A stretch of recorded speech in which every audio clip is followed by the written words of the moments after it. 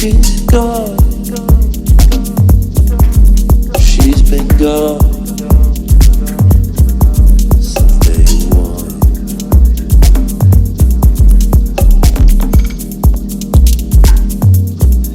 Since day one.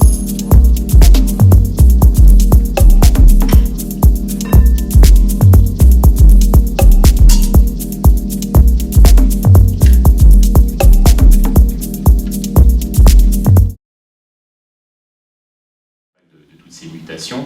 Un rapide tour de table pour vous présenter. Donc, Frédéric Elkoubi, d'abord, Head of Digital au sein de G+. Un profil intéressant. Et je dis pas ça seulement parce que tu es autour de la table. Issu en fait d'une filière scientifique, en 98, tu as complété ta formation avec un cursus en communication visuelle avec un BTS. Tu as un parcours centré en fait sur une expérience en agence, ayant travaillé en tant que directeur artistique au sein de Publicis, ensuite directeur de la production chez Prodigious, Tom. Ça fait 10 ans maintenant en fait, que tu travailles au sein de G+, l'entité de production d'Omnicom, avec des agences comme TBWA, et tu as monté véritablement au sein des équipes la partie digitale, ce qui te permet aujourd'hui d'avoir vraiment un rôle de conseil, un recul en fait par rapport à ces sujets et aux attentes en fait des annonceurs. Donc ce sera intéressant en fait d'avoir ton éclairage, on va dire plutôt sur le marché en fait de la demande autour de la création de contenu. Je vais suivre en fait le tour de table. Donc Denis Chomel, qui est cofondateur en fait de l'éthique, hautes études en technologie, de l'information et de la communication. Un sujet qui te passionne en fait depuis longtemps, l'éducation. Tu es issu des Beaux-Arts, tu as également un parcours d'illustrateur, mais à un moment en fait de ta carrière, s'est posé la question en fait de l'enseignement, quelque part une vraie problématique sur comment former les étudiants par rapport à toutes ces révolutions technologiques, ces ruptures qui s'opèrent de manière quasi permanente. Un regard un peu critique sur les parcours classiques, d'où le fait, eh bien, quelque part, de créer ex nihilo, en fait, ta propre copie de l'enseignement parfait pour couvrir ses besoins. Tu aimes à décrire, en fait, l'éthique comme un mix d'HEC avec de l'EPITA et les Gobelins, donc un mélange, en fait, artistique, commercial marketing et également technique. Et une approche pédagogique assez originale, très centrée sur la pratique, au final, la production, de manière à ce que les personnes se spécialisent plutôt en fin de parcours, en fonction en fait, de leurs affinités. Stéphane Baril, je ne vais pas utiliser mes notes. Stéphane Baril, qui travaille au sein des équipes de consultants Adobe. Un parcours très lié au monde graphique. Tu es l'auteur d'un ouvrage de référence sur la colorisation des bandes dessinées, un ouvrage en fait qui sert véritablement en fait de référence notamment pour tous les illustrateurs aussi dans le monde de l'animation graphique. Tu as été enseignant au sein de l'école de mode Denis, et tu as rejoint en fait les équipes Adobe en 2007 où tu officies en tant qu'expert design reconnu au-delà simplement en fait de nos équipes. Geoffrey Dorme, qu'on ne présente pas, tellement ta célébrité au travers en fait de tes activités de blogueur dépasse le cadre de cette table ronde. Geoffrey est designer, diplômé de l'ENSAD. Alors tu n'as pas été que diplômé, puisque tu as été également chercheur au sein de l'ENSAD Lab. Tu as une sensibilité particulière à l'humain, à la communication, aux interfaces. Et c'est dans ce contexte-là que tu as créé Design and Human.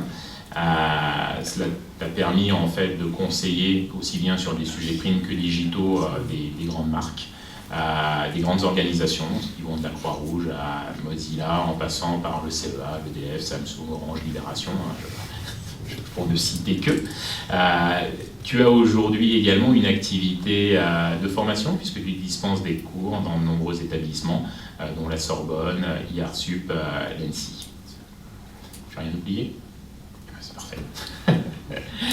Et dernier intervenant en fait à notre table ronde, Raphaël Yarasari, avec une formation en psychologie, en ergonomie, à la fin des années 90 à Paris 5. Tu as complété également en fait ce parcours avec un master spécialisé en marketing au CNAM. Tu officies aujourd'hui en mission de conseil sur le digital avec de nombreux clients. Le digital au sens large, ça va de l'application pour tablette, le web, mais également en fait tout ce qui est télé. Et tu enseignes également dans plusieurs écoles. Ce qui est intéressant autour du débat, c'est que tu es également en charge du master UX, donc une discipline encore assez récente dans l'enseignement au sein de l'école multimédia. Voilà. Donc un panel qu'on a volontairement souhaité hétérogène, un regard entreprise, un regard plutôt institutionnel, un regard marché et un regard pas totalement objectif parce que c'est ton employeur qui t'a invité. Mais on va essayer de débattre effectivement sur toutes ces mutations, toutes ces révolutions et l'impact que cela a sur l'enseignement. Donc le premier sujet sur lequel je voulais débuter cette table ronde, c'est réellement en fait l'évolution côté entreprise, côté agence. Comment est-ce que les annonceurs en fait ont fait évoluer également leurs demandes par rapport à toutes ces révolutions technologiques. Frédéric, peut-être quelques mots en fait sur les types de projets pour lesquels vous êtes le plus sollicité côté agence. Oui, bonjour tout le monde déjà. Nous, au sein des agences, les projets ont évolué. Le marché dicte ses choix, ses attentes et surtout le client, le consommateur final.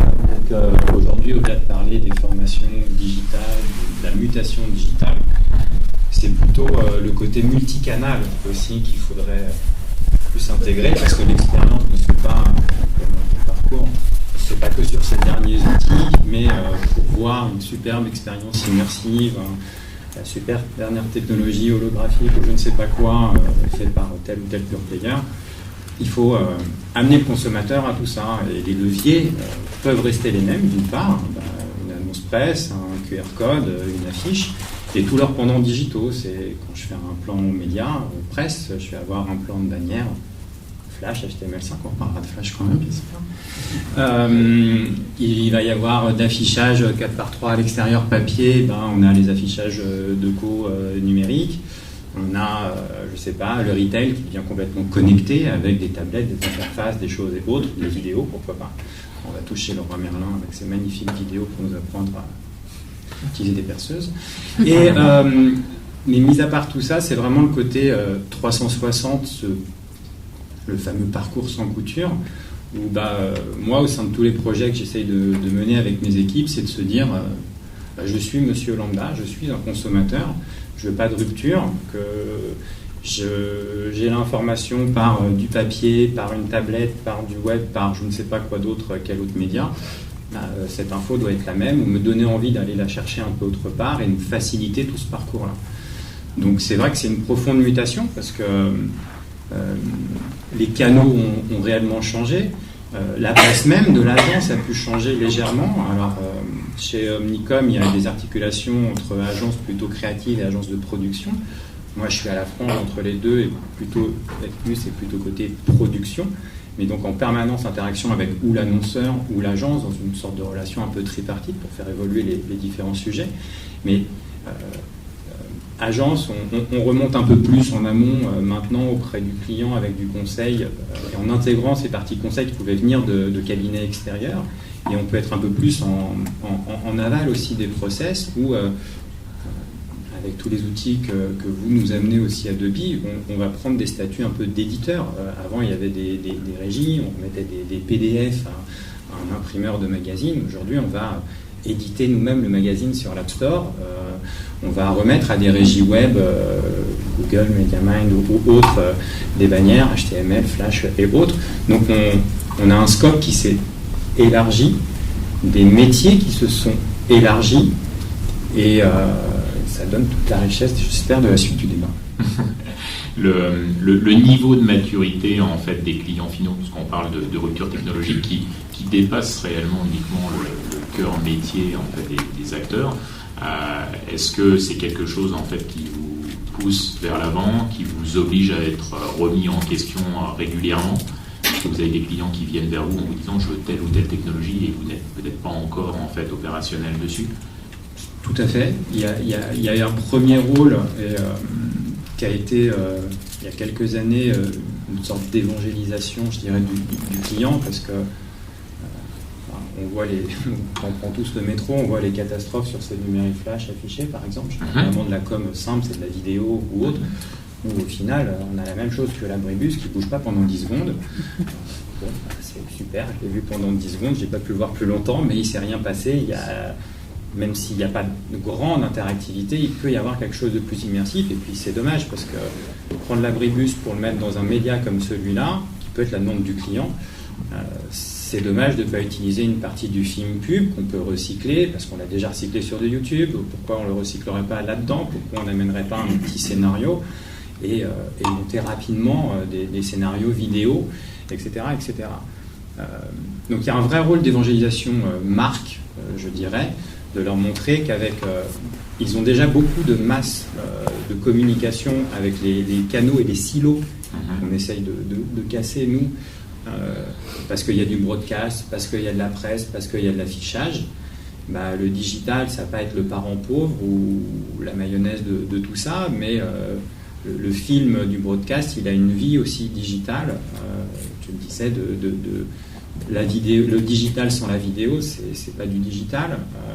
Après, il y a toute l'interface, il y a à amener tout ça, à scénariser, à storyteller toute cette chose-là, et faire que ça devienne un vrai plan de communication 360, et pas juste remplir les cases avec le même PDF ou JPEG, si je puis dire.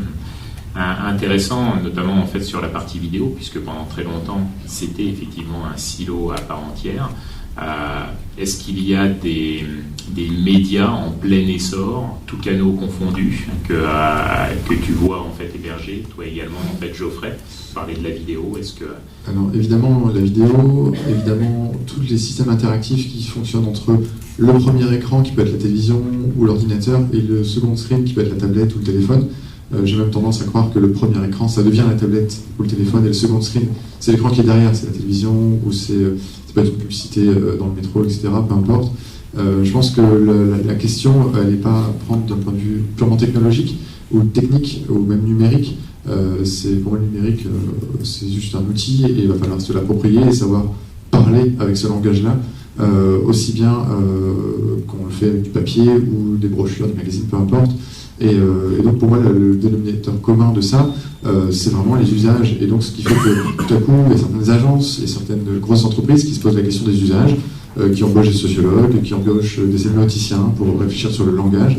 Et ce sont des savoir-faire qui sont liés aux usages et aux gens, qui vont trouver ensuite un écho ou des raisons d'exister aussi par des créations, qu'elles soient numériques, print, peu importe, interactives, avec différents supports. Je pense que justement l'utilisateur n'a pas une approche centrée au départ sur une technique ou une technologie, mais surtout centrée sur ses usages, sur ce qu'il a envie d'avoir, sur ce qu'il a envie de regarder, sur son quotidien.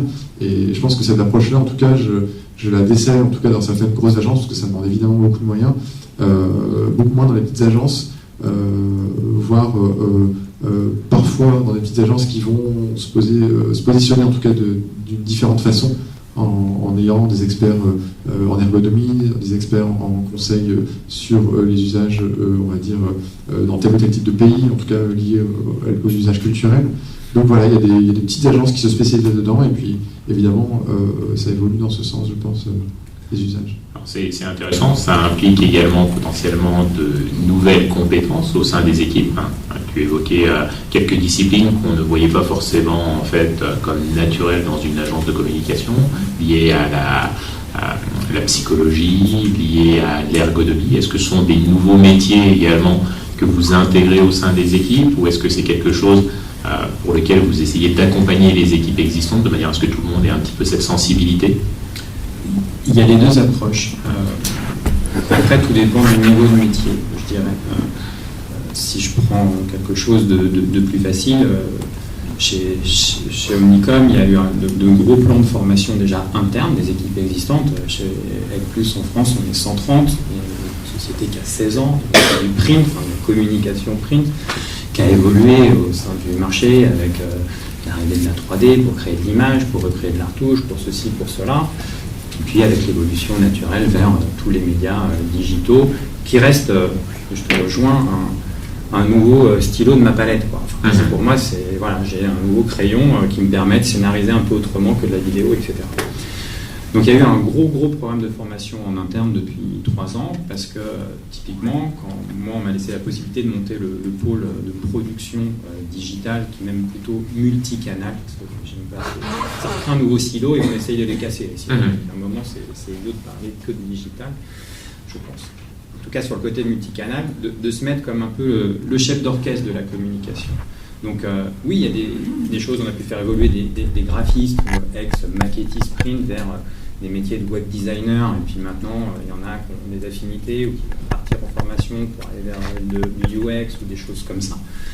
Après, il y a des limites à l'évolution interne.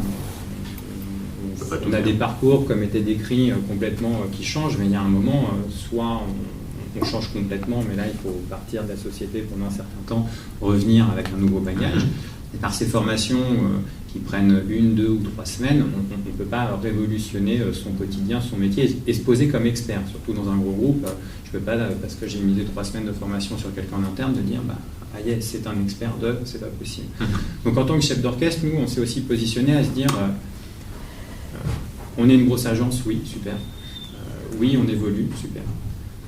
Il y a des pure players et des plus petites structures qui se sont spécialisées dans des choses. Elles ont leur mot à dire avec nous.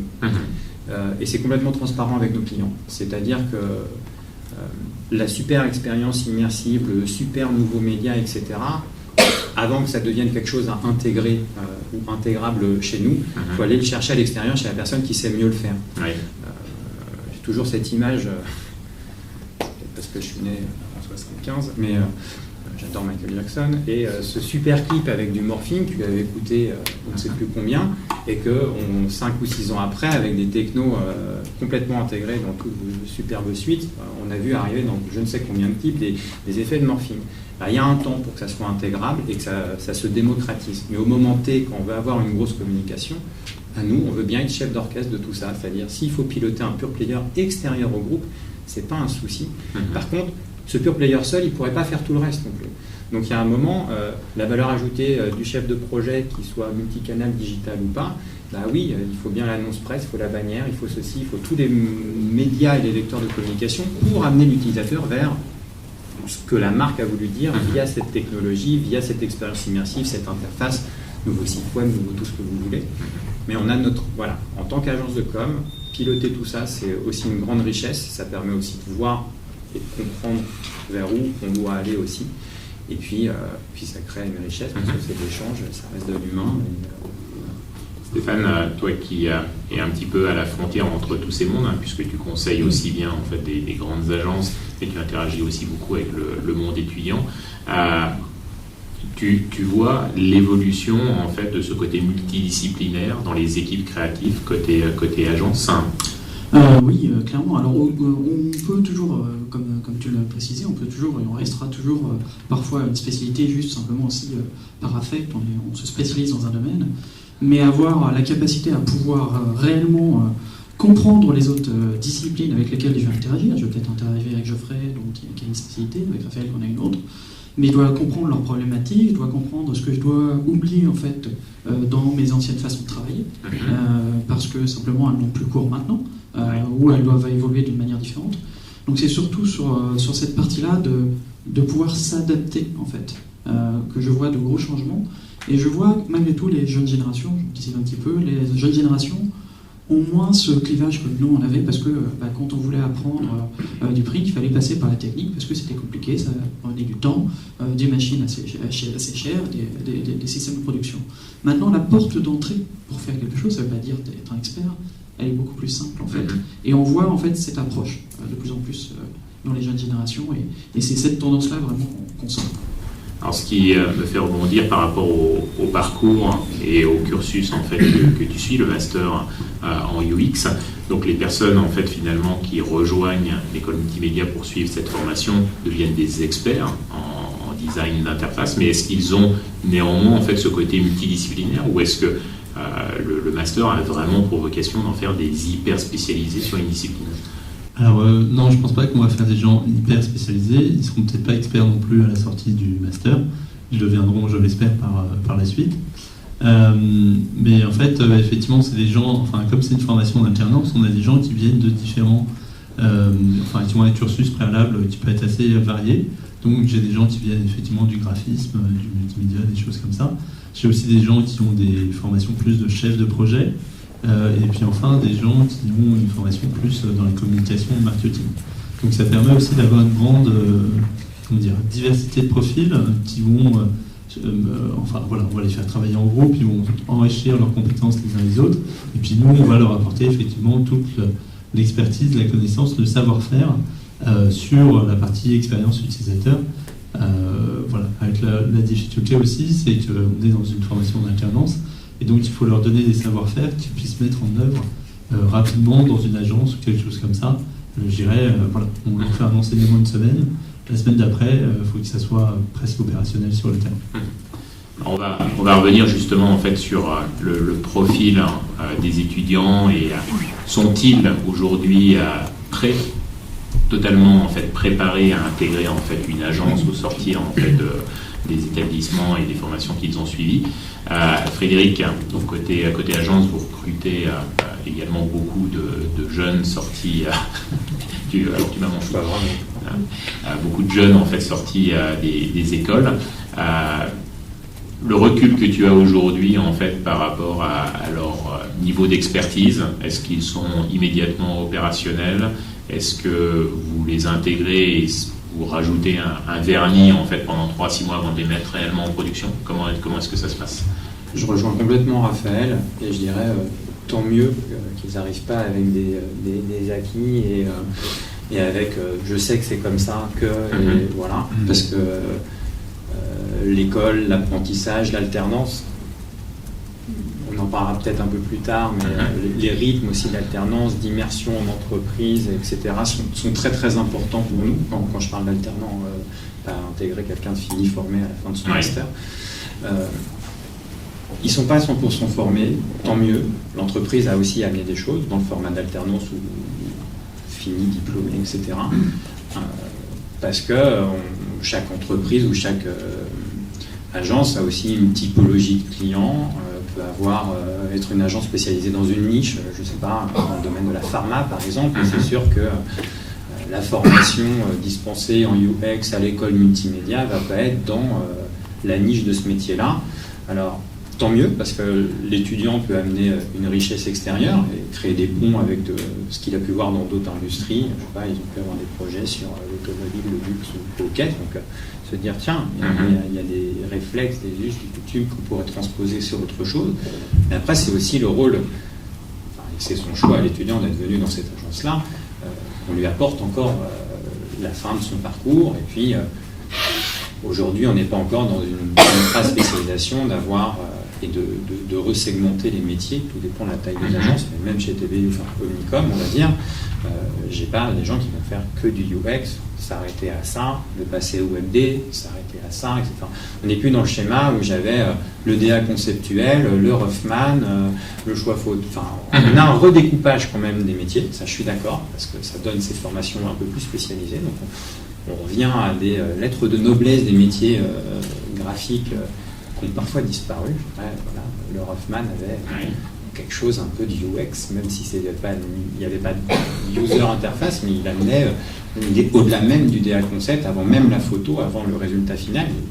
Il composait l'univers, donc il composait ce qu'on allait voir avec notre œil, et c'était un rôle important qui a disparu. disparu vite, trop vite, que j'ai à peine vu moi.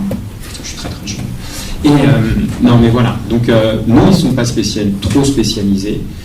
Les écoles réagissent assez vite, ça oui je trouve.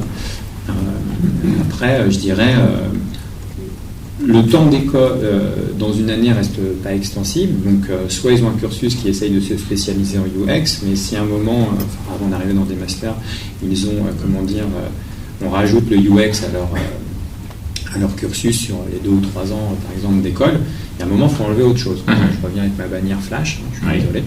Mais par exemple, beaucoup d'écoles ont abandonné le flash pour rentrer, je ne tiens sur personne, du UX, des choses et autres. Voilà, notre rôle, c'est peut-être de ramener Flash, en fait.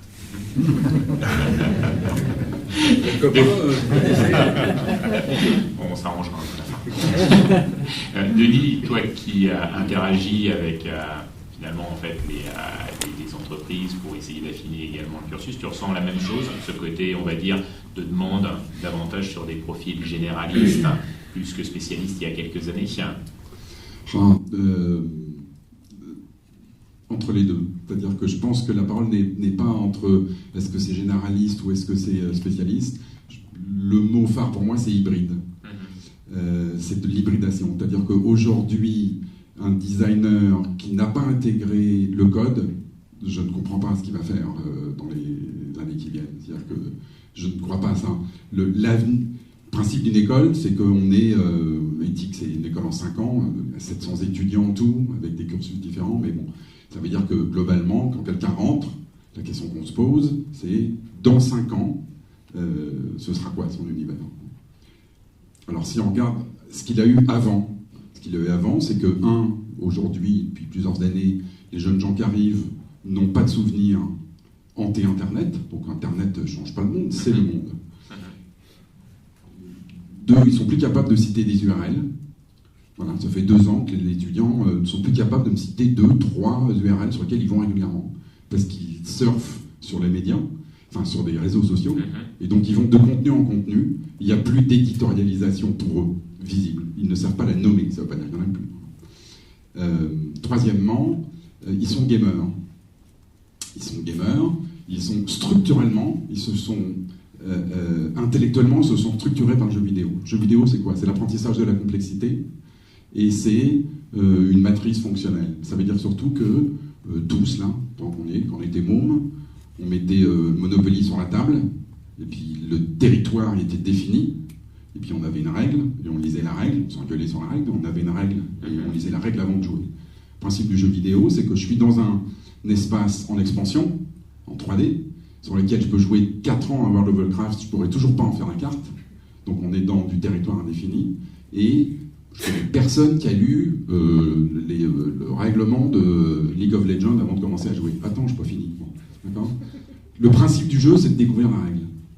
D'accord ? Ça, c'est vachement important. Le principe du jeu, c'est de découvrir la règle. Et plus je joue, plus je progresse, plus je vais arriver à un moment, à un game level supérieur, où ce que j'ai appris me permet de passer au niveau supérieur, mais ne me permet pas d'exceller dans le niveau supérieur. Bon.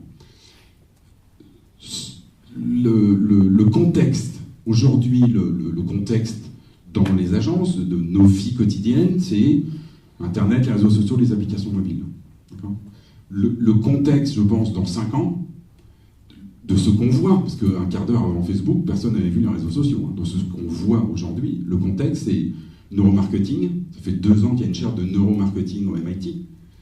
C'est-à-dire que depuis qu'il commence à y avoir des appareils à résonance magnétique, ça fait quoi? Ça fait 10 ans qu'on sait observer un cerveau qui marche. Avant 10 ans, on attendait que le mec il meure, puis on coupait en rondelles, on disait c'était pas le mec qui bégaye là, ça doit être le cerveau, ça doit être le langage. Globalement, c'était à peu près ça, quoi. Voilà. Depuis 10 ans, on sait observer un cerveau qui fonctionne. Donc, voilà, je pense que dans nos vies quotidiennes, le trio, ce sera neuromarketing, je vais dire les Google Glass pour qu'on se comprenne, en tout cas, c'est l'image qui sort de nos supports pour se rapprocher de nos corps, et le big data.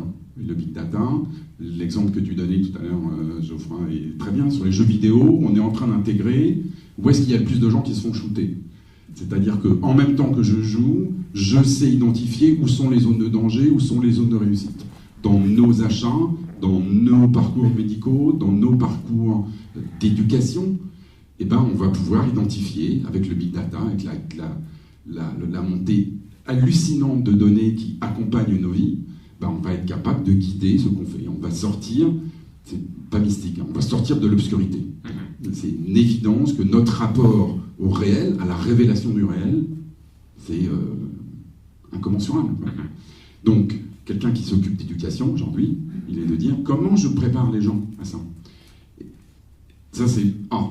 B, je vais aller très vite, donc je ne dis que des caricatures, d'accord, pour faire comprendre. B, je déteste le système éducatif français, où en gros, on arrive aujourd'hui à des silos, d'accord, complètement étanches les uns les autres, école d'ingénieurs, c'est super sérieux, c'est technique, tous les autres c'est des bavards, laisse tomber. Et puis, école de commerce, aujourd'hui en 2014, on continue à dire dans les écoles de commerce, de toute façon c'est vous qui allez gérer le bousin, puis il y aura toujours des techos pour faire le boulot pour vous. Super, c'est bien. On continue à le dire aujourd'hui, hein, quand même. Bon. Sauf que les nouvelles technologies, s'il y a une chose dont on est sûr, c'est qu'elles vont réduire, pour ne pas dire supprimer, tout le middle management, c'est-à-dire tout ce à quoi servent les écoles de commerce. Et comme on a un pays vachement organisé, que quand tu commences à mettre le pied dans un silo, tu ne pourras plus jamais bouger, et comme on a rajouté quelques bouts d'absurdité au milieu, du genre mathématiques et informatique, allez, hop, ils ont joué au dé, tu vois. La philosophie a toujours été un merveilleux, depuis les Grecs, terrain d'enseignement de la logique, de la rigueur intellectuelle. Mais nous, on a dit non, c'est pas les mots, c'est que les chiffres. Voilà.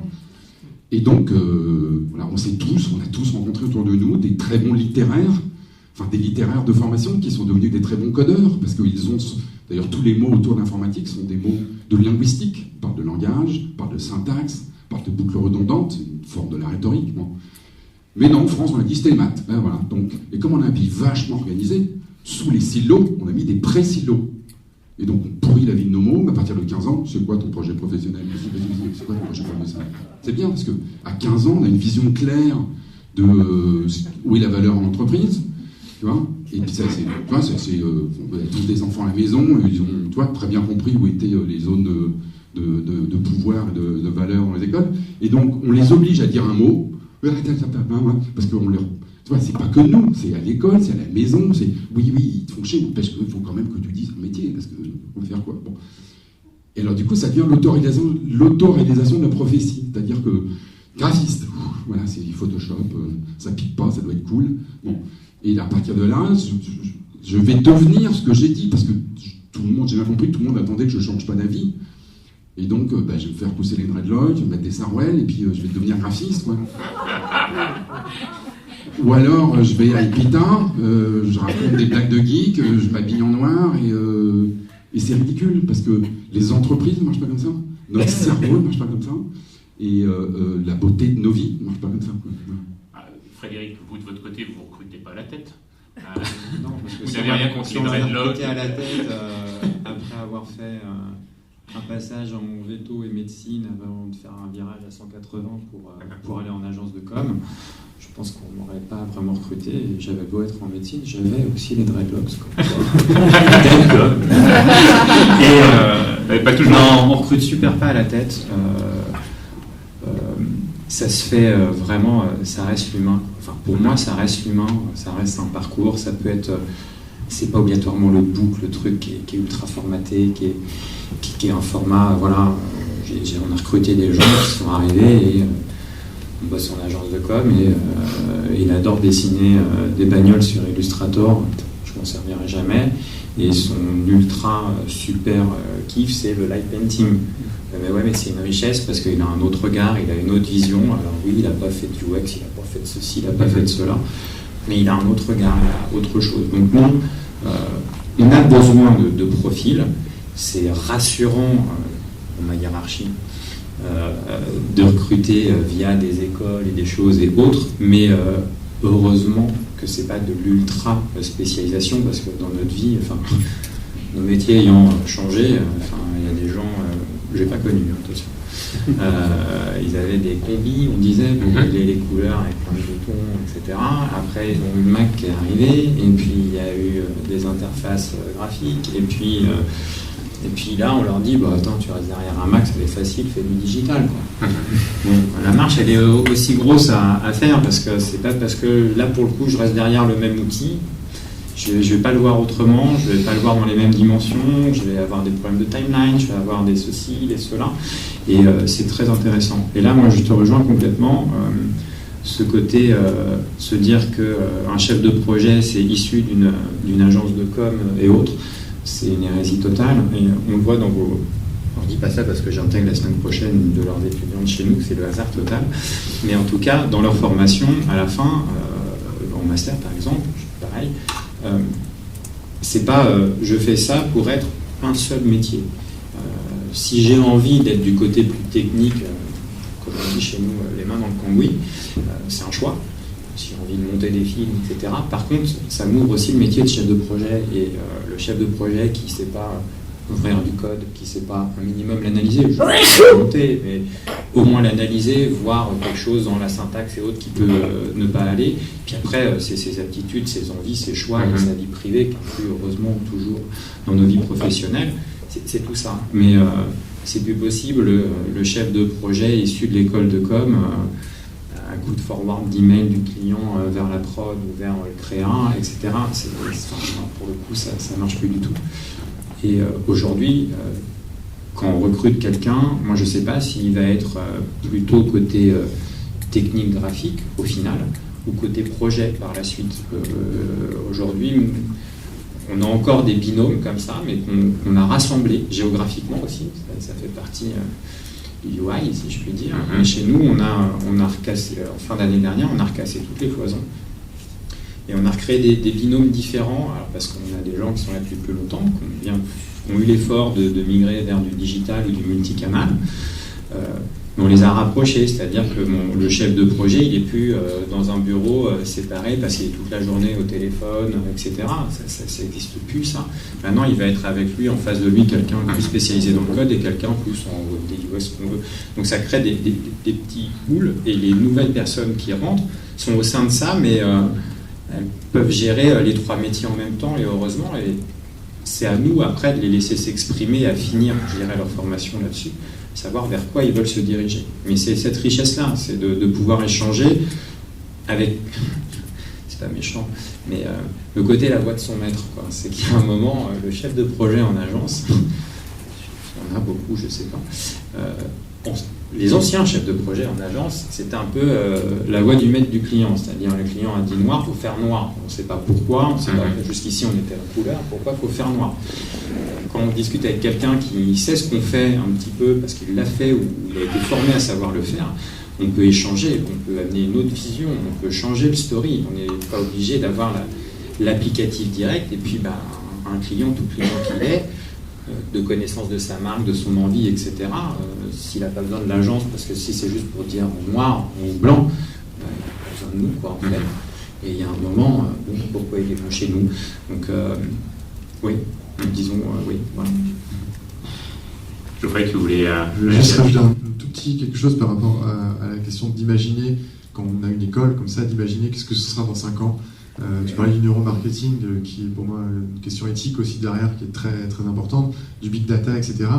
Et une des définitions du Bauhaus, de la vision d'une école de design notamment, c'était de se dire, on va essayer de découvrir un petit peu le monde, alors le monde actuel, puis le monde futur aussi, et puis on va essayer de le redéfinir, de voir qu'est-ce qu'on va changer à tout ça. Et évidemment, quand on définit en disant, voilà, dans 5 ans, ça va être le big data et ça va être le neuromarketing, est-ce qu'il faut former ces étudiants à répondre à ces problématiques-là, ou plutôt est-ce qu'il faut les former à anticiper ces problématiques-là pour se positionner par rapport à ça et créer en conséquence de cause, des choses qui vont dans ce sens-là ou dans un sens différent. J'avais noté aussi, voilà, est-ce qu'il faut que cette autoréalisation de la prophétie, comme tu disais, est-ce qu'il faut forcément que l'école la provoque, ou est-ce que justement c'est aussi dans les mains des étudiants et de leur éthique et de leur façon de voir ce qu'on leur propose en disant dans 5 ans ce sera comme ça? Est-ce que voilà, peut-être que eux, justement, dans 5 ans, ils veulent pas que ce soit ça, et on va leur donner les outils pour définir et dessiner ce que ce sera dans 5 ans, pour éventuellement apporter ensuite dans le domaine des agences une vision différente ou une approche en tout cas sur le monde en général et sur ce qu'on produit en particulier, quoi. Ça me rappelle en fait une conférence à laquelle nous avions participé où l'intervenant avait essayé de résumer finalement l'enjeu de l'enseignement comme finalement essayer de former les étudiants à être autonomes sur l'apprentissage, apprendre à apprendre. C'est peut-être là aussi en fait l'un des gros enjeux en fait de la pédagogie. On va justement en fait rentrer un peu plus sur le sujet en fait de l'évolution des enseignements, et on voit bien donc un côté plus multidisciplinaire, hybride, comme tu as pu le préciser. Quelle incidence cela a en fait sur la manière d'enseigner? Est-ce qu'on est plus centré sur des méthodologies de la créativité, plus centré sur la technologie? Est-ce qu'il y a un équilibre qui se trouve naturellement entre la théorie et la pratique, ou est-ce qu'au contraire, parce que finalement la technique, on peut accéder à une multitude de contenus d'auto-formation en ligne, on va plutôt se concentrer en fait sur la théorie et accompagner à la pratique. Comment est-ce que vous intégrez finalement ça dans les cursus d'enseignement au sein de l'éthique? Alors, de façon très dogmatique, nous. C'est-à-dire que à éthique, sur le cursus le plus long, c'est 5 ans. Techno, business, design, pas de filière, pas d'option. Pendant 5 ans, pas de filière, pas d'option. La totalité des étudiants font les mêmes cours pendant 5 ans, techno, business, design. Sauf que, ça c'est le premier élément. Le deuxième, c'est que, à partir très vite, c'est une école qui se transforme, qui devient une école entreprise. Aujourd'hui, la définition qu'on donne de ce lieu de éthique, c'est de dire que c'est un espace de coworking dans lequel interagissent 3 publics, des entreprises, des étudiants, des intervenants. Et notre job à nous, c'est de délivrer du service aux entreprises, aux étudiants, aux intervenants. Vous voyez, la position, la scénographie de ce qu'est aujourd'hui une école. Donc, pas de filière, pas d'option. Sauf que, parce qu'on est un espace de coworking, en plus des cours, à partir du moment où l'école, deuxième année, on va dire, commence à devenir une école entreprise, c'est un tiers du temps, puis cette partie-là croît jusqu'à de l'alternance, et on reviendra sur les rythmes de l'alternance à l'heure, parce que c'est vachement important. En gros, il y a une progression, projet plus junior entreprise, en entreprise, un long séjour à l'international, pour voir que les rapports de pouvoir, les rapports hommes-femmes, les rapports de collégialité ne sont pas la même quand on passe le périph'. Hein. Et puis, après ça, une dernière bout du parcours en alternance. Et dans ces projets, chaque fois qu'on fait un projet, Dailymotion qui nous demande, voilà, le brief de Dailymotion, c'est aujourd'hui on fait de la gestion de carrière, comment on fait pour faire de la gestion de compétences? Point barre, le brief c'est ça. On monte des équipes dans lesquelles il va falloir répondre à la totalité des questions, c'est-à-dire faire des propositions stratégiques et puis développer le code, faire un élément d'interfaçage, travailler le wording, la continuité sur les réseaux sociaux. Comme ce sont, pour ça je parlais des jeux vidéo tout à l'heure, des gens qu'ils se sont structurés, ça fait du mal à entendre, mais intellectuellement ils se sont structurés par le jeu vidéo. Un jeu vidéo, c'est pas organisationnel, c'est une matrice fonctionnelle hiérarchique. Une matrice fonctionnelle hiérarchique. Tout doit être fait. Si on est plus 5 mais plus que 3, on n'arrête pas le jeu pour dire je fais une réunion, ouais mais moi j'étais cadre, je peux pas être en support pour toi, j'étais cadre avant. Bon, ça n'existe pas. C'est une matrice fonctionnelle, toutes les fonctions doivent être couvertes, et c'est hiérarchique. Et ça ne veut pas dire du tout que tout le monde va changer d'avis, là je fais du code et puis après je vais faire du design. C'est-à-dire que petit à petit, d'abord, ils pensent tous les éléments en même temps. On n'est plus dans une marche en avant. Hein. On n'est plus dans une marche en avant. Là aussi, quand on fait de l'éducation, on ne peut pas simplement s'intéresser à ce qu'il y a après, il faut aussi s'intéresser à ce qu'il y a avant. Globalement, mais encore me faire des amis, on est en train de sortir de l'épouvantable tunnel intellectuel qu'a été le livre. C'est-à-dire, la page 25 n'a de sens que si elle est lue après la 24 et avant la 26. D'accord ? Ils ne pensent pas comme ça. D'accord ? Ils ne pensent pas sur une linéarité de la pensée. On peut faire ce qu'on veut, ça ne veut pas dire qu'on doit baisser les bras. Et je reviendrai avec le troisième élément. Ça ne veut pas dire qu'on doit baisser les bras, ça veut juste dire qu'ils viennent de là. Ils viennent sans avoir une linéarité de la pensée. Bon. Ils ne sont pas dans une pensée de causalité.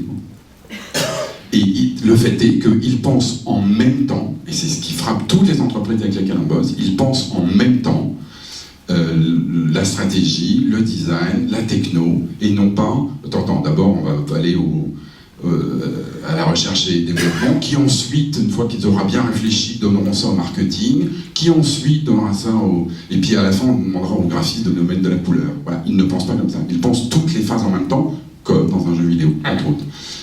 Troisième élément qui est vachement important, qui est ça, oui, devant nous, il y a non pas une transformation, une métamorphose de nos sociétés. La santé, l'éducation, le vivre ensemble, le déploiement de la démocratie, le périmètre de ce qu'est une personne est en train de se transformer du fait de tout ce dont on parle.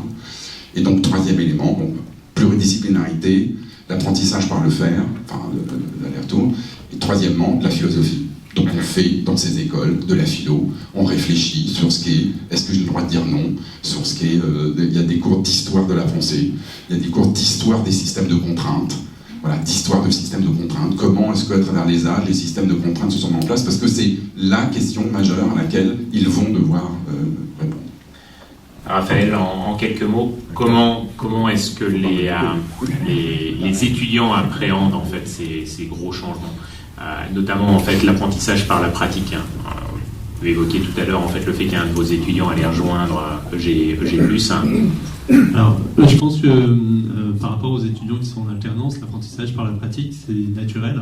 Et en fait, c'est même... Enfin, c'est plutôt souhaité alors, je ne sais pas si c'est souhaité, mais on va dire que c'est un peu obligé. Ils n'ont pas d'autre solution que d'apprendre un savoir-faire et comment dire, de mettre en application juste après.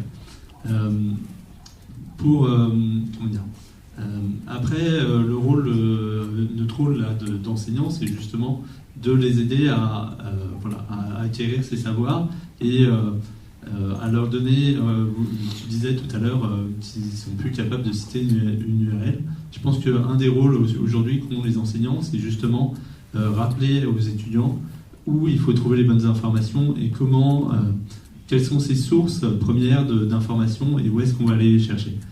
Ça, c'est quelque chose qu'on voit souvent, effectivement, comme tu le disais, des étudiants qui sont plutôt sur du contenu, qui vont un peu butiner du contenu à droite à gauche, et à un moment, il faut leur dire, voilà, ce contenu-là, il est peut-être intéressant, il est peut-être pertinent, mais cherche la source de ce contenu, et tu trouveras peut-être d'autres contenus encore plus pertinents, et encore plus en phase avec tes problématiques de tous les jours.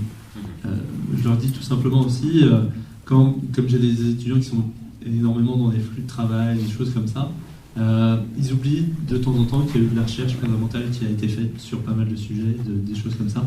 Et en fait, en expérience utilisateur, tout simplement, il y a 60 ans de recherche en arrière, et donc si aujourd'hui ils rencontrent un problème dans leur travail, il y a sûrement un chercheur, un universitaire qui a déjà travaillé sur le sujet et qui a publié des choses. Donc c'est là où il va falloir leur dire, voilà, allez chercher du contenu. De la recherche. Voilà, allez chercher du contenu, il y en a, mais pas forcément sur les réseaux sociaux. Ils sont sur des endroits donnés, des bases de données scientifiques, des choses comme ça. Et c'est là où on va avoir un rôle, je dirais, de tuteur pour leur dire, voilà, allez plus loin, ne vous contentez pas de ce qui vous tombe sur la main en faisant sous la main, en tapant dans Google. Côté agence, on parle de l'alternance. Est-ce que c'est un modus operandi en fait qui s'est généralisé? Est-ce que c'est un recours que vous employez quasi systématiquement avant d'intégrer en fait des juniors au sein de vos équipes? Ça le devient. Oui. Alors, encore une fois, c'est assez monnaie courante, le stagiaire en agence de com. C'est des forces vives, surtout l'été. Mais bref, côté EG+, on a quand même un rôle d'expert, parce qu'on est jusqu'au délivrable, c'est-à-dire un rôle technique, final, fonctionnel, etc., etc. On n'est pas juste juste qui est déjà un énorme métier, dans la réflexion et la création. Si je te rejoins, si on veut essayer de faire des silos qui sont idéaux.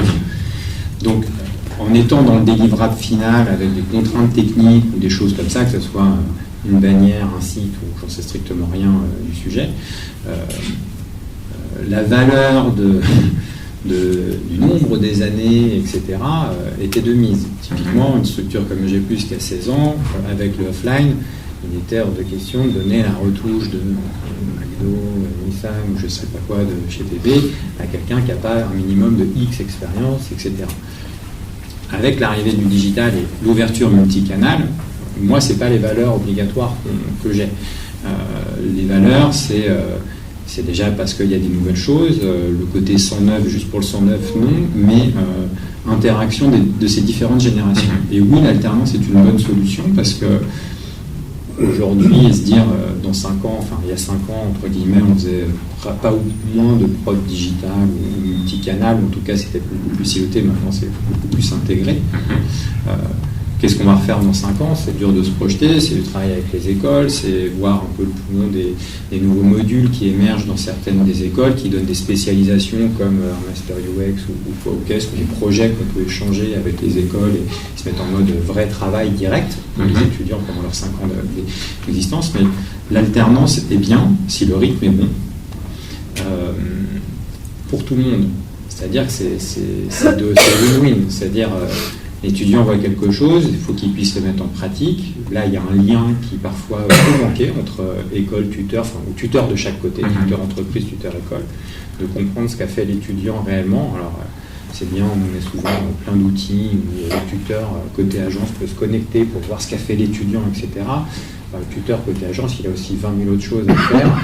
Je dirais qu'il a quand même quelque chose un peu prédigéré. Mais l'alternance est clé quand elle est avec un bon rythme, pour que l'application se fasse, que l'élève soit vraiment immergé dans un sujet et ne voit pas juste pendant 48 heures de la semaine quelque chose qui verra fini la semaine d'après quand il reviendra.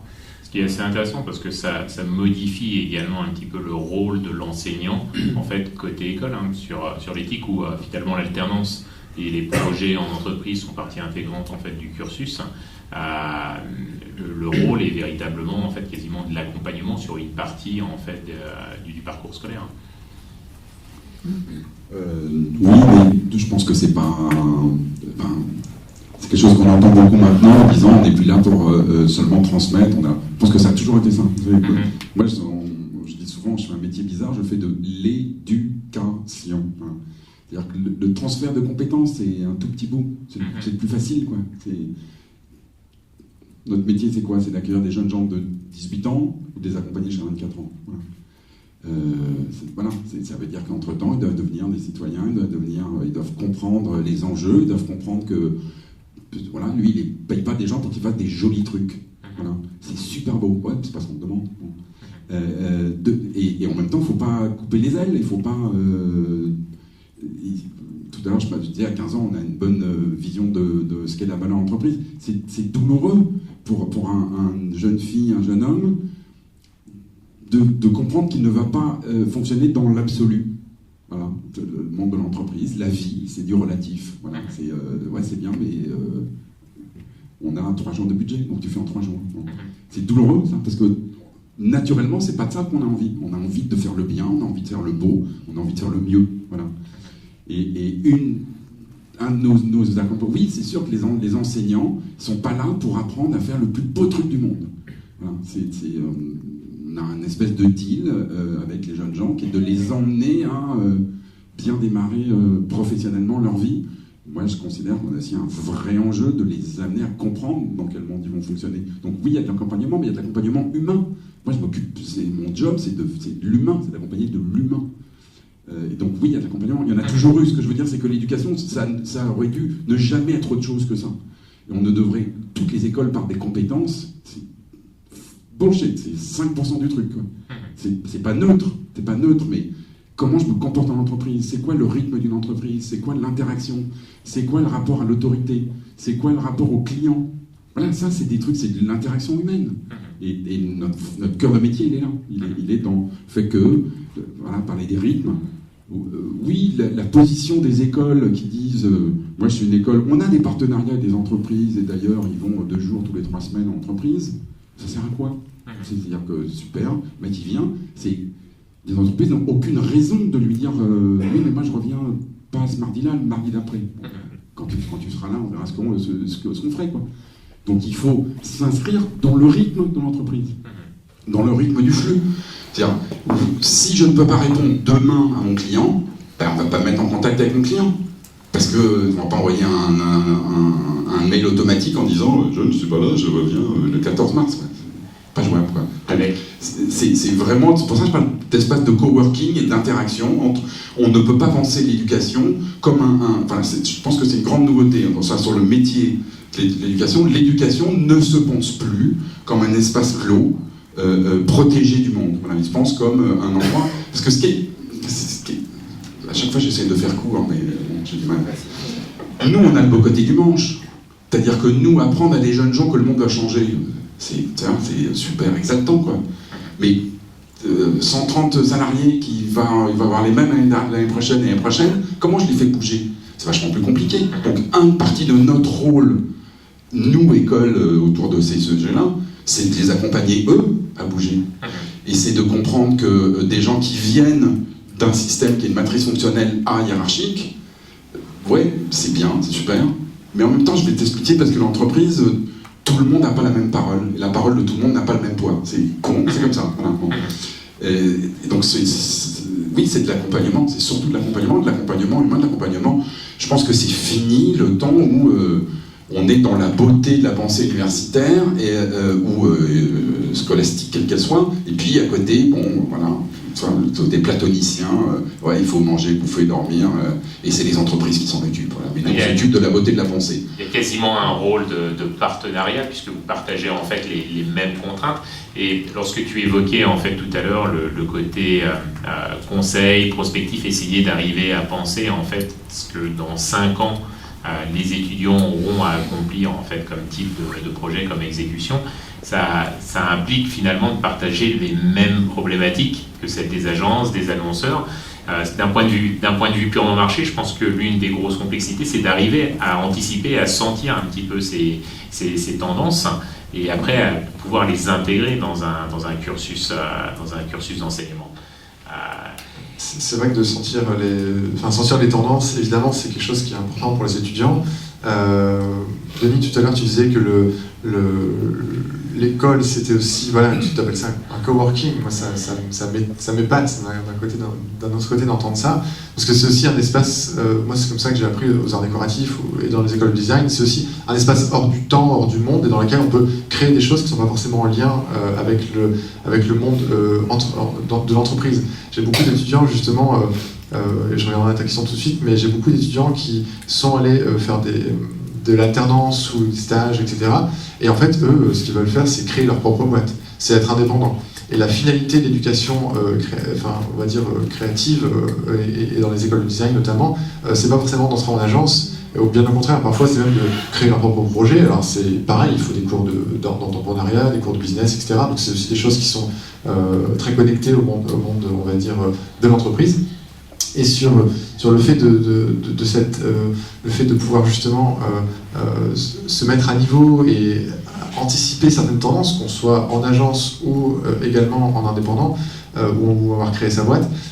Tout d'abord, ce que je constate très souvent, c'est que les étudiants, pour beaucoup, quand l'école est finie, le design n'existe plus, ou le code n'existe plus, et c'est fini, quoi. Ils font plus de veille, ils rentrent et parfois ils jouent aux vidéos et c'est très bien, mais d'un autre côté, j'ai l'impression qu'il y a encore une séparation entre l'autonomie de l'école et puis le reste, quoi, pour les étudiants. Donc pour moi, il y a d'une part l'éducation à faire de la veille, ça c'est hyper important que les étudiants soient autonomes là-dessus, se tenir au courant des technos, des tendances, des choses qui se passent, et pas uniquement dans leur domaine d'expertise d'ailleurs, hein, ça peut être dans des domaines très divers. Ça, je pense que c'est aussi un point clé sur lequel j'essaye de mettre ça, d'éduquer en tout cas des étudiants en ce sens, c'est de se dire intéressez-vous à toutes les tendances de votre milieu, évidemment, que ce soit du design ou de l'art ou du graphisme ou du code, etc., mais aussi à tout le reste, à la politique, à l'économie, aux mathématiques, à la philosophie, à la poésie, peu importe, mais allez chercher là-dedans, parce que c'est grâce à ces éléments-là que vous allez pouvoir créer, que vous allez pouvoir innover, que vous allez pouvoir créer votre propre structure, etc. Donc, enfin, il y a un double, je pense qu'il y a une double façon de procéder. C'est d'une part l'autonomisation, en tout cas pour faire de la veille, pour être curieux, c'est le point de départ. Et l'autre élément, c'est de dire que l'école, c'est aussi une façon d'expérimenter, de se tromper, de rater, et que ça, en entreprise, c'est plus compliqué, ou quand on crée sa boîte, ça peut avoir des répercussions plus délicates. Dans l'école, pardon, on peut partir sur ce genre de choses beaucoup plus déconnectées parfois du monde de l'entreprise. En tout cas. Oui, pour rebondir en fait effectivement sur ce que vous dites, moi je sais que je viens, et je sais que je ne suis pas le seul, d'un parcours Beaux-Arts en fait. Petite dédicace d'ailleurs dans la salle, il y a des gens de l'école d'art du Havre. Et puis, ce qu'on avait déjà, ce que j'ai appris là-bas, c'est déjà la notion d'atelier, en fait, d'échanger avec les autres, de se confronter, de demander à son voisin, tiens, ouais, il y a un truc qui marche pas, je sais pas, toi avec ton regard, peut-être que tu peux dire quelque chose. Et puis, ce que j'ai aimé aussi, c'est que on avait des ateliers, en fait, on avait des professeurs, on avait des techniciens, la première année, on passait dans tous les ateliers. Après, ce que c'était que la lithogravure. Bon, après, on comprend mieux l'offset. J'ai appris l'eau forte, j'ai appris tout un tas de choses comme ça, la photo, les révélateurs, la sculpture, etc. Et cette première année était plutôt découverte des ateliers, donc je pense qu'une école, si on transpose maintenant au numérique, on doit apprendre ce que c'est qu'une notion de temps, de timeline, ce que c'est qu'une notion de rythme, ce que c'est que des calques, ce que c'est qu'un bout de code. On doit m'apprendre ce genre de choses pour que je puisse moi-même me faire mes repères et mieux comprendre ces médias. Après, quel est le média qui va arriver demain, c'est pas grave, mais au moins que j'ai les notions clés qui vont arriver. Et après, nous, par exemple, au Beaux-Arts, c'était art graphique, art plastique, on choisissait sa discipline, et après, on était, à partir de cette base, de début, les techniciens étaient toujours là pour nous aider sur nos projets, si on avait des besoins pour aller plus loin, de se spécialiser, et nos profs étaient là pour nous donner des directions. On parlait aussi bien, effectivement, de philosophie. J'avais un excellent prof qui s'appelait Jean-Charles Philippe, qui nous parlait effectivement de l'objet, de décrypter le monde, de décrypter les images, de l'histoire de l'art, et tout ça, c'est ce qui me nourrit encore maintenant, en fait, quand j'aborde même des éléments digitaux. Alors, pendant les 10 dernières minutes du débat, et avant de pouvoir vous faire circuler un micro, si vous avez des questions en fait, que vous souhaitez poser au panel, je voulais juste en fait qu'on s'attarde quelques instants en fait sur l'impact que peuvent avoir tous ces changements au niveau de l'école, au niveau de l'institution en tant que telle, puisque c'est loin d'être neutre. On parle beaucoup de mutation, on parle beaucoup d'innovation, de rupture technologique. Ça implique également beaucoup de contraintes pour permettre aux enseignants en fait, d'appréhender ces changements, de se former. Ça a aussi beaucoup d'impact, j'imagine, en fait, sur l'équipement. Comment faire en sorte que dans le passé, où peut-être on était habitué à renouveler son équipement matériel, logiciel tous les 3 ans, quelque part 3 ans à l'échelle en fait du monde de la création, c'est peut-être 20 ans en fait dans d'autres industries. Comment est-ce que aujourd'hui en fait vous intégrez cela dans votre réflexion au niveau structurel? Internet, c'est la fin des masses médias. Encore une fois, je dis des caricatures pour faire passer des idées en peu de temps.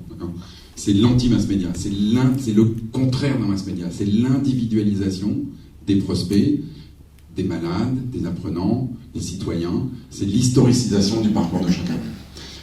J'accueille mes étudiants en leur disant, vous aurez un mal fou à expliquer à vos petits-neveux que vous avez fait une école, vous avez commencé tous le même jour, vous saviez tous le programme avant que ça commence, et vous avez tous fait 5 ans, et vous avez tous payé le même prix. Ça va être super dur à leur expliquer. Parce que plus rien dans nos vies n'est comme ça. Si là, tous, on va à Strasbourg, on va avoir le même service, mais on va pas payer le même prix. Parce qu'on n'a pas le même âge, parce qu'on n'a pas les mêmes abonnements, parce que pourtant c'est le même service. Il y a 10 ans, cette idée-là, si on se rendait compte dans le compartiment, dans le truc, au bar du TGV, qu'on ne paye pas le même prix, on descendait en disant c'est dégueulasse, on a le même truc, on ne va pas payer pareil, c'est une arnaque votre truc. Bon, aujourd'hui, on a intégré cette idée-là. C'est qu'on peut avoir accès, qu'en fait, ce qu'on paye, c'est pas le service, c'est l'accès au service. C'est dans le fond le système de contraintes du monde des ados qui a structuré l'éducation.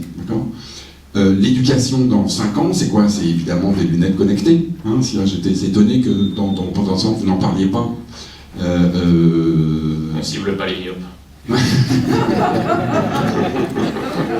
Je note.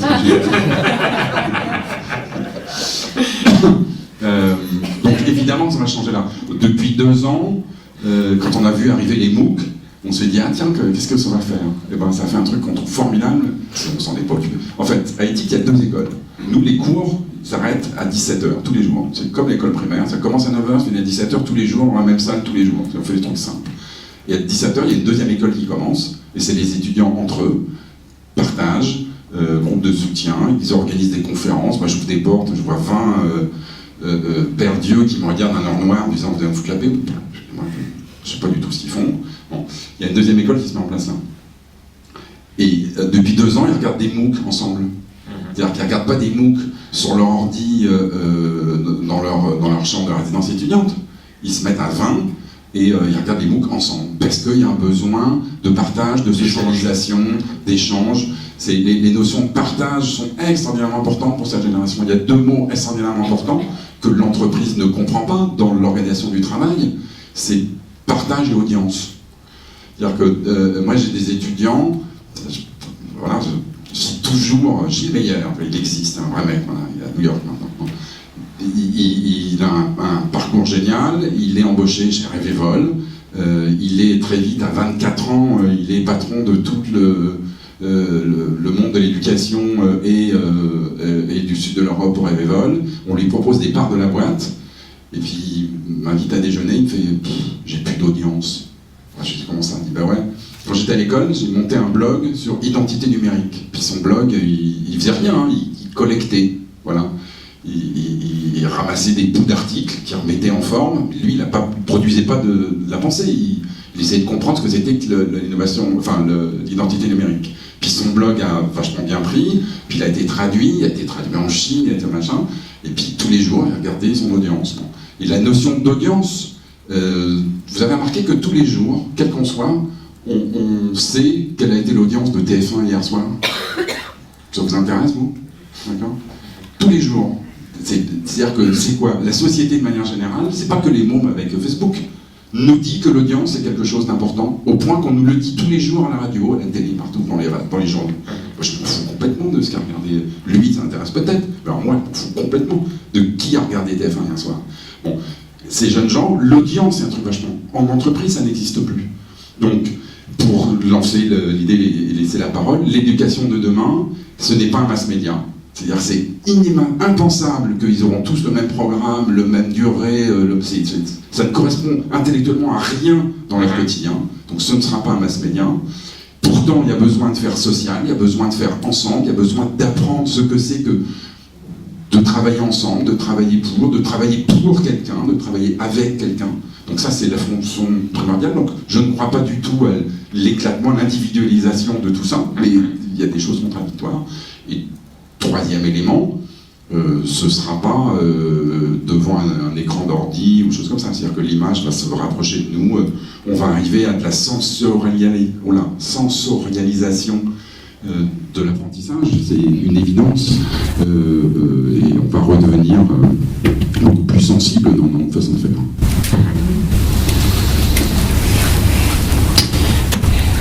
Il y a un élément également en fait qu'on a beaucoup évoqué, c'est que les cursus eux-mêmes évoluent. On essaye d'y intégrer énormément de choses nouvelles, parfois des nouvelles disciplines sont tellement émergentes que cela devient des cursus à part entière. C'est pas toujours évident en fait d'arriver à avoir ce type de reconnaissance lorsqu'on est un petit peu en avance de phase sur le marché également par rapport à tout ce qui est directive. Si je prends l'exemple en fait du master UX que tu as monté, est-ce que ça a été compliqué en fait de le faire reconnaître officiellement, de le faire adopter au sein de l'école, ou est-ce que c'était quelque chose qui était déjà en fait quasi évident en fait comme discipline à intégrer? Alors ça a été clairement c'était quasi évident pour plusieurs choses. Déjà depuis un certain temps, moi je voyais une demande du marché en termes d'emploi qui évoluait, où il y avait vraiment des demandes qui étaient récurrentes et que les gens n'arrivaient pas à combler. Oui. Donc de là, effectivement, il y a une demande en formation qui est apparue. Et puis, effectivement, il y avait déjà une intégration dans d'autres formations d'un petit module, on va dire, lié à l'UX. Et donc, en fait, on a fait, il y a simplement un moment où on a passé le pas en disant, voilà, l'UX, c'est plus une compétence mineure, mais ça va devenir la compétence majeure qu'on va vous enseigner dans ce master-là. Et puis, à côté, on vous mettra quand même des petites compétences mineures pour que vous puissiez communiquer avec les autres et être bien intégré dans les entreprises. Et au sein de l'école multimédia, puisque vous collez quand même beaucoup à l'innovation également technologique, comment est-ce que ça se passe? On voit de plus en plus en fait d'écoles qui incitent justement dans le côté personnalisation à ce que les étudiants soient eux-mêmes équipés en fait de leur propre ordinateur, de leur propre logiciel. J'ai même vu en fait récemment des écoles qui étaient 100% en fait basées sur ce modus operandi plutôt que d'avoir des salles en libre service. Si quelque part on pousse le raisonnement en fait vers cette personnalisation ou il y a un mode un peu hybride ou même si c'est beaucoup plus personnalisé, en tout cas les étudiants s'approprient dans des catalogues en fait l'ensemble des contenus qui les intéressent. Comment est-ce que c'est géré structurellement en fait dans l'établissement? Alors très clairement en termes de technologie, enfin c'est les étudiants qui apportent leurs ordinateurs avec les logiciels dont ils ont besoin ou enfin voilà qu'ils utilisent. Moi je donne typiquement pour rendre des livrables voilà parce qu'il y a quand même un peu des devoirs, des choses à rendre au cours du cursus. Je ne vais pas imposer une technologie, je ne vais pas dire tu dois te servir de tel logiciel pour faire ça. Voilà, tu dois me rendre ça au final, donc par exemple un document PDF ou je sais pas, ou un site web ou quelque chose comme ça, mais je ne vais pas dire tu dois utiliser tel logiciel pour faire ça. C'est à toi de te débrouiller pour utiliser l'outil qui te paraît le plus approprié pour me délivrer ce que tu dois me livrer, tout simplement. Donc ça permet aussi à l'étudiant d'essayer plusieurs outils, de voir celui qui lui convient le mieux, de voir les faiblesses et les avantages de chacun des outils, et puis aussi de s'approprier les technologies, de voir, comme il n'y a jamais une solution pour faire les choses, s'ils travaillent en petits groupes ou comme ça, ils vont peut-être aussi échanger, et puis effectivement ça va leur permettre de construire un savoir-faire par eux-mêmes par rapport à des outils, et à la rigueur, c'est eux qui vont peut-être me faire découvrir l'utilisation de tel ou tel outil que je ne connaissais pas ou que j'avais juste entendu parler. Et eux, ils vont pouvoir me dire t'as vu, j'ai fait ça avec ça, comment tu trouves le résultat, et ainsi de suite. C'est intéressant, effectivement, ce côté, sans finalement donner trop de directives sur comment aboutir au résultat, ça incite davantage à la curiosité en fait, de l'étudiant sur le cheminement en fait, possible qui lui conviendra le mieux en fait, pour aboutir au résultat final.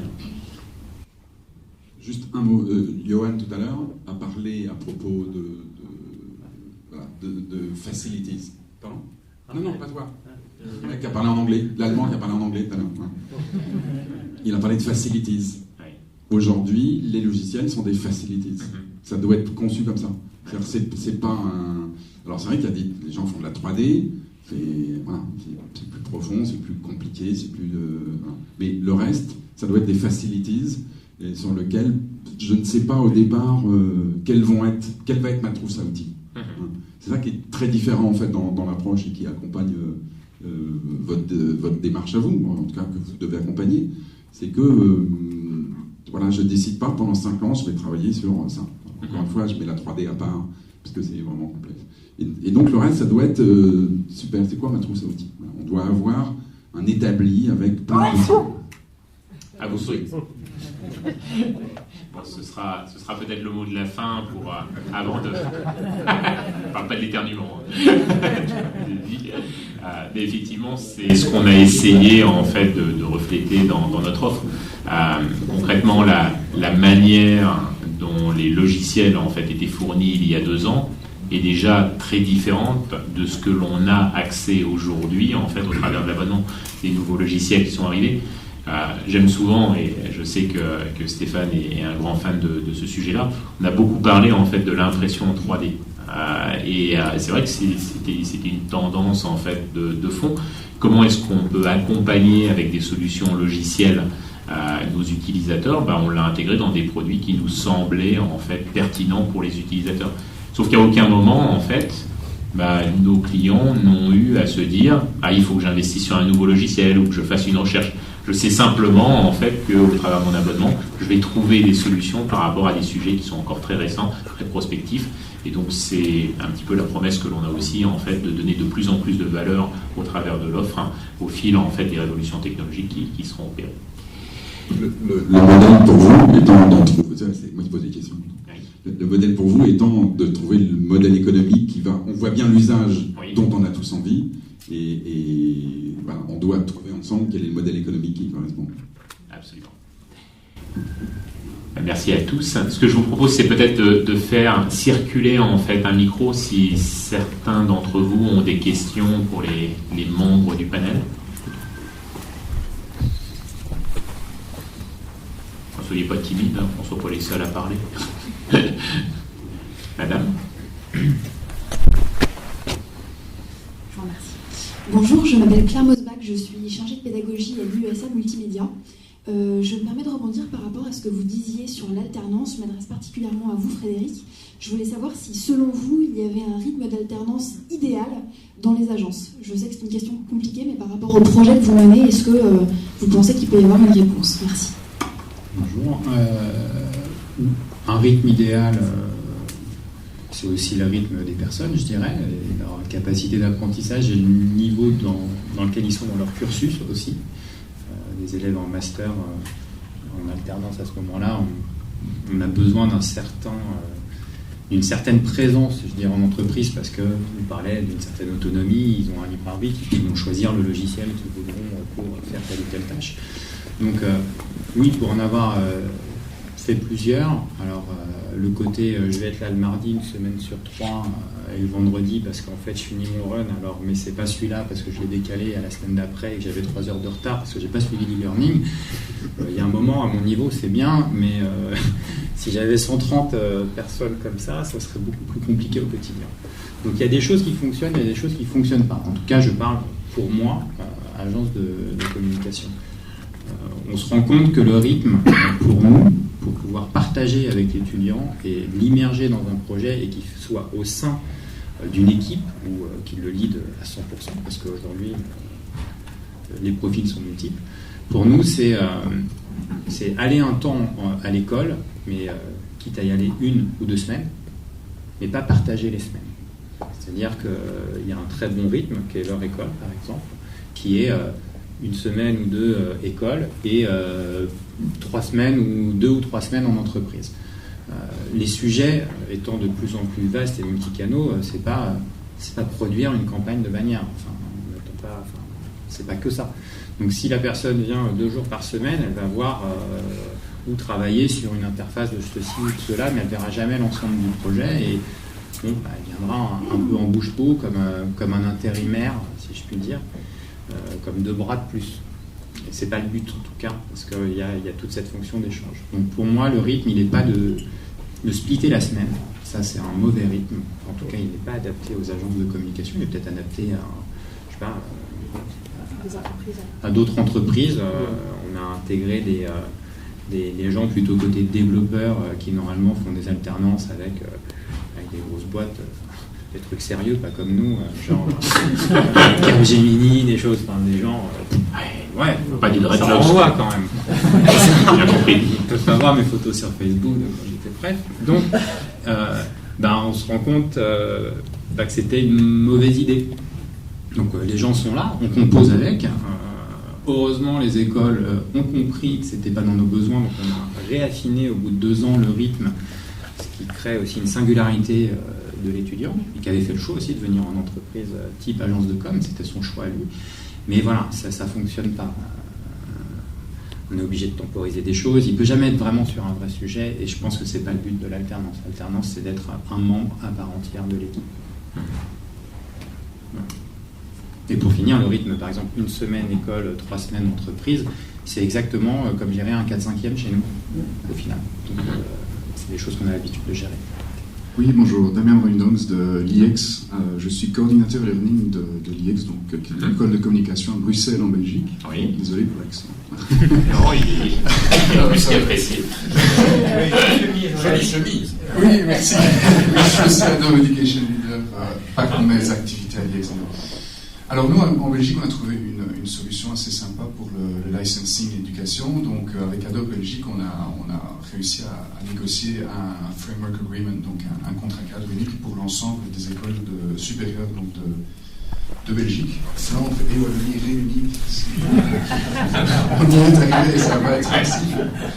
Et donc, grâce à ça, on a réussi à réunir environ 13 500 licences autour d'un même contrat, ce qui a fait baisser dramatiquement le prix, évidemment, de chaque licence. Pour le moment, on équipe nos ordinateurs pour 60... Non, je vais vous le faire en belge.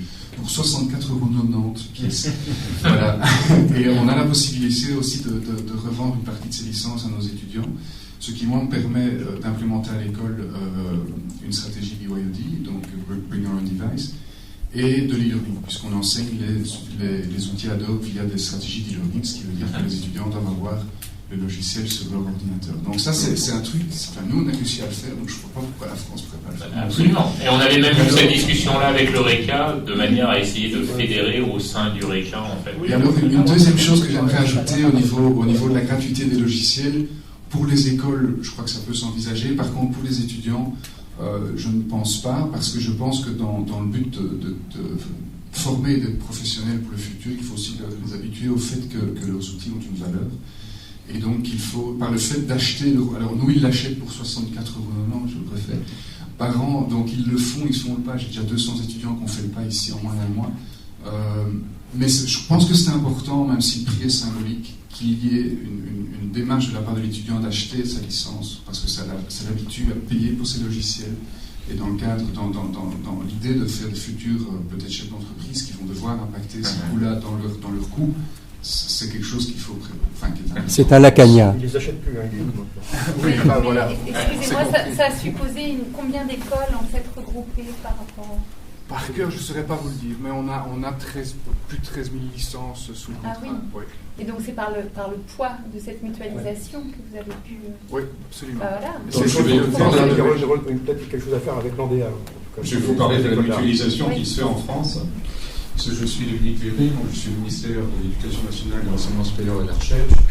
Je dirige la cellule nationale de logiciels du ministère et nous fédérons 296 opérateurs de l'État qui sont toutes les universités, toutes les écoles d'ingénieurs de l'ensemble des ministères, donc y compris les écoles de magistrature, les écoles d'art du ministère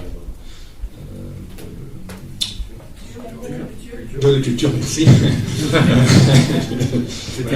Et donc on représente 296 établissements qui fédèrent en fait 690 000 PC.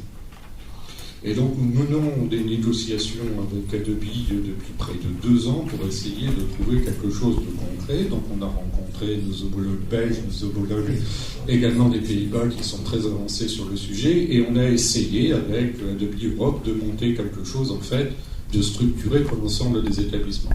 Quelque chose qui se concrétise enfin ces jours-ci par un bon de commande qui a été passé ce matin et que j'ai remis donc à Isabelle qui se trouve ici. Donc nous arrivons enfin à quelque chose. Et on n'a pas arrêté de dire à Adobe qui se tirait une balle dans le pied. C'est exactement l'expression qu'on a utilisée depuis 2 ans. Parce que faire un virage à 180 degrés, ce n'ont pas fait d'autres éditeurs, on est tout à fait d'accord pour dire qu'on va passer sur une notion de service, etc. Mais le faire d'un seul coup, en prenant les clients à la gorge et en changeant des budgets qui sont des budgets d'investissement en des budgets de fonctionnement, à des coûts proposés qui n'ont rien à voir avec ce qui a été fait pour le privé. C'est-à-dire qu'une suite que vous achetez dans le privé, si vous la passez en mode locatif, en gros, c'est en 5 ans, vous retrouvez votre prix. Pour l'éducation, c'était en 2 ans et demi. C'est quelque chose qui était absolument aberrant. Donc ça n'a pas été bien prévu, ça n'a pas été bien conçu au départ. On fait partie de ceux qui ont réussi à faire bouger les choses. Cet après-midi, je pense que je discute avec le responsable mondial d'Adobe du sujet. Donc on y va, on peut y aller. On ne peut pas négocier un prix comme ça en disant voilà, nous on veut payer ça. Non, ça c'est pas possible, c'est pas dans le process Adobe. Par contre, mais la mutualisation, effectivement, aide à obtenir en fait. Oui, bien sûr. Quand on se promène avec 690 000 PC, on réussit quand même à faire bouger les choses. Donc, ça ne concerne, j'oublie de préciser, que les écoles qui sont publiques, hein, pas celles qui sont privées, malheureusement. Donc, mais on peut y arriver. Mais il faut y arriver ensemble. Je rebondis aussi sur ce qui était dit sur la gratuité. Effectivement, on a eu des annonces très récentes. Moi, j'étais au salon Educos aux États-Unis il y a 3 semaines. Donc, on a vu Google qui annonce la gratuité, des espaces de stockage illimités pour l'ensemble de l'éducation. Vous allez en entendre parler prochainement. Il y a Microsoft qui s'est aussi engagé. J'en ai la preuve. Microsoft ne fait pas de business avec l'éducation. Ce n'est pas du business. C'est-à-dire que tous les revenus sont réinvestis en fait en éducation. Donc il y a différentes pistes, il y a différents modèles. Je suis heureux d'entendre qu'Adobe s'intéresse à ce que font les autres, mais je trouverais aussi normal que ce soit un investissement de la part d'Adobe, l'éducation. Les étudiants que nous formons iront après dans les agences, dans les entreprises, etc. Et c'est là que leur savoir-faire, que les outils peuvent être valorisés pour l'éditeur. Je suis aussi pour la gratuité, mais je n'ai pas encore réussi à l'obtenir. Ça fait 21 ans que je travaille sur le sujet. Juste un petit mot sur Adobe. Adobe a été l'éditeur le plus stable que je n'ai jamais connu. En 21 ans, c'est toujours les mêmes personnes que j'ai rencontrées. Ce sont des personnes de valeur.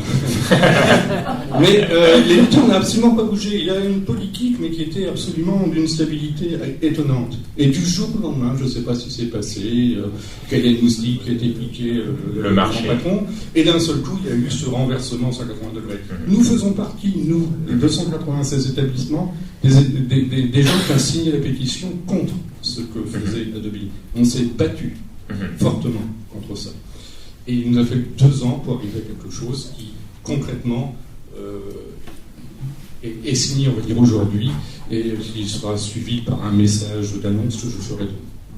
Voilà. Est-ce que je peux dire un tout petit mot en exergue de ça? Il y a c'est pas un proverbe du web marketing et vous connaissez tous. Quand c'est gratuit, ça veut dire que c'est vous le produit. Mais ce sont 2 étudiants le produit.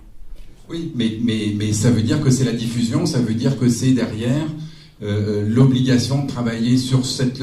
Je ne suis pas sûr, évidemment qu'on a tous envie de la gratuité, mais je ne suis pas sûr qu'il faut croire que ce n'est que bien. Non, je pense voilà. que... Je redis le truc, quand c'est gratuit, c'est vous le produit. Je pense pour clôturer en fait la session que par rapport à la remarque que faisait Monsieur Duhavre, à nouveau une bonne négociation et puis une négociation en fait qui profite à toutes les parties. Et mine de rien, beaucoup de choses dans l'offre, y compris d'un point de vue structurel, avant même de parler en fait du prix, ont évolué de par toutes ces remontées, de par tous ces échanges qui ont pu avoir lieu en fait les 2 dernières années. Et je pense que si aujourd'hui effectivement on est passé à l'étape d'après, c'est que quelque part vous avez réussi aussi à faire infléchir à Adobe sur un certain nombre de points. Et je pense que c'est très bien, y compris en fait pour notre entreprise. Donc merci. On va clôturer en fait la session puisqu'on est déjà en dépassement en fait d'1 quart d'heure. Par contre, on reste bien entendu à votre disposition pour répondre à toutes vos questions.